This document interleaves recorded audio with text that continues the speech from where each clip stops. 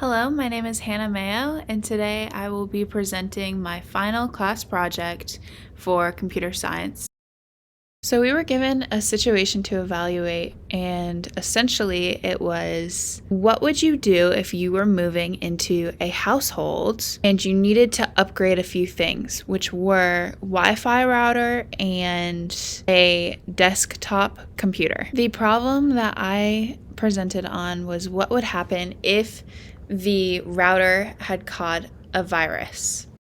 So, my scope sentence states, due to there being a virus on the router, all other devices with the protection software that are connected are at risk of being infected. This is an issue because once a virus has infected a device, it is very hard to get rid of. And once the virus is gone, it has already done the damage. With this said, necessary protection is a critical part of owning technology. As we discuss later in this presentation, you will see exactly why. However, that is the scope statement that I went with. Then we have to look at who is affected by these problems. These people are called stakeholders. So my stakeholders are the people who are affected by the virus because, they're getting their personal information leaked and a bunch of other things that are happening. And sometimes it even compromises their device to a point where they actually have to buy a new device. So they're definitely the most affected in the stakeholder category. Another stakeholder group that I wanted to point out was the people actually doing the hacking.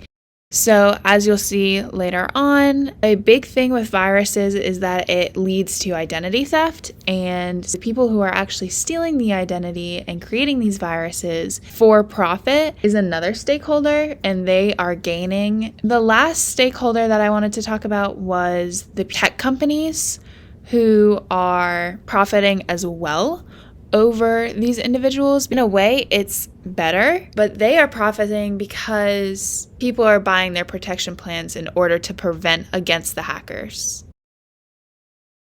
So the next thing that we are going to talk about is the risk factors that are involved with getting a virus on your computer. I want to talk about is having your files deleted. Personally, this has happened to me, and it is very upsetting when you have either projects, work, or pictures that are now being deleted because you have a virus on your computer. Another risk that I think it is important to talk about is how if you have a virus on your computer, the virus can transfer to your router. So this is a problem because then your other devices that are connected to this router could also get the same virus. I also want to talk about the functionality of your computer being a risk factor. When catching a virus, your device can slow down more than usual, which makes it very upsetting and very irritating when you're trying to do your daily work. Now, I'm saving the most serious, in my opinion, for the last, which is identity fraud and identity theft. If you have a virus on your device, you are definitely more susceptible to having a problem with somebody stealing your identity or with fraud because people are trying to take your information, and it gets very easy for people to steal your information when people are not educated on what viruses could look like or how they could come to your computer.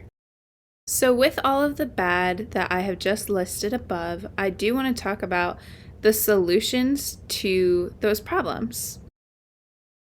One solution would be to avoid using unsecure Wi-Fi when you're in a public place. This is important because if you are on an unsecure Wi-Fi network, you are more successful hacking, and that could be very dangerous for you. The second solution that I have is to pay for a protection plan or an antivirus software. So I know that sometimes I'm definitely guilty of, it's extra money, I'm not going to pay for the protection plan, or I'm not going to pay for the antivirus because I'm trying to be cheap. But then throughout this assignment, I learned that if I don't get the protection plan or the antivirus, I may very well have to buy a whole new device as is, and I definitely do not want to do that.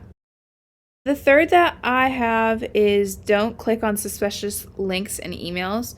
So if you know for sure that Mayo Clinic is mayoclinic.gov or mayoclinic.org, don't click on something that says mayoclinic.com because that's clearly faulty. And my fourth solution is to avoid strange websites. So that kind of goes in with do not click on suspicious links or emails.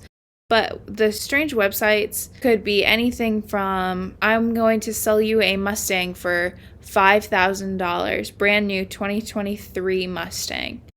Obviously, we know that that's fake because those are pricey. So just using your better judgment. Solution number 5 is to back up your files and photos. So your files could very well be deleted if you have a virus, and so by having a backup or a hard drive with all of them on it, you are not losing all of those memories that you could if you did not back them up. And finally, 6, my solution is change your passwords often. I am very forgetful, so I don't always change my password because I like to have one password on all of my accounts at one time.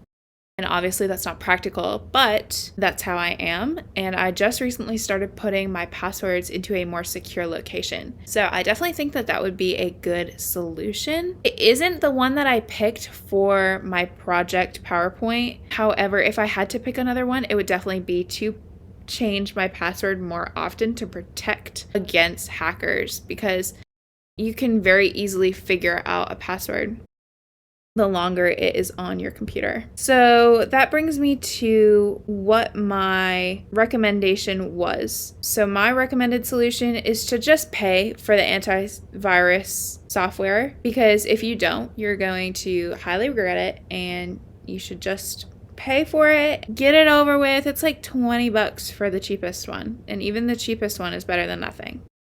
So that is my take on solutions. Next, we're going to talk about steps to avoid viruses. So to avoid using unsecure Wi-Fi, try to do this instead. Know your website.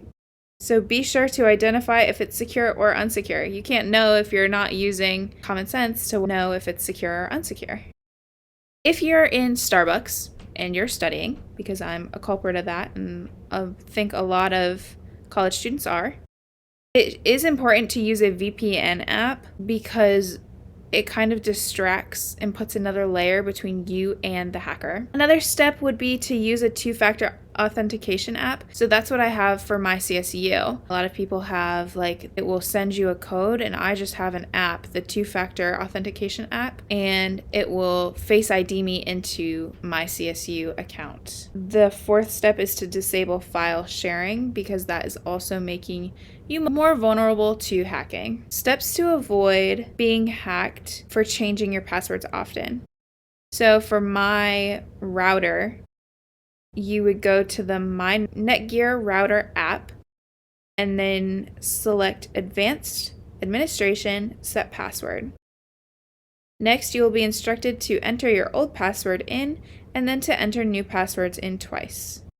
Next, write this password down somewhere secure to avoid forgetting your information. So just like I said, sometimes we forget our passwords. We like to stick to one because we're creatures of habit, or at least I am. And it is really important to have these passwords written down somewhere, but make sure it's in a secure location so that nobody else can get to it. So steps to avoid viruses: knowing the difference between fake and real emails.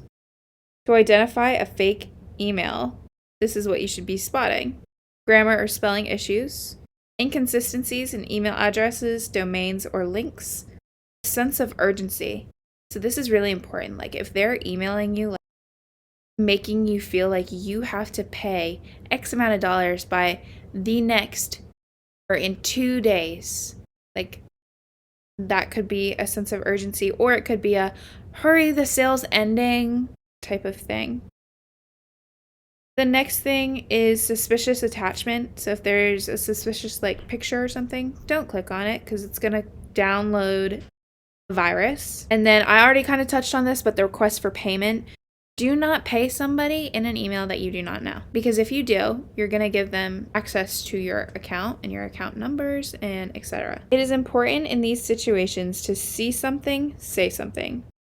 So avoid the issue from spreading. If you see that this is happening or it's happening to you, say something so that it doesn't happen to a 16-year-old girl or boy. Avoid giving out your personal information. So if you even have the slightest hint that this could be fraudulent incentive, do not give away information. Avoid clicking on links or attachments. If you don't know where the link or attachments is coming from, please don't click on it. Again, you're making it easy for them to give you a virus. So we have come to my citation page for my project, and I hope that you have a bit more understanding on routers and viruses, and I know I have a bigger understanding on how to set up a network.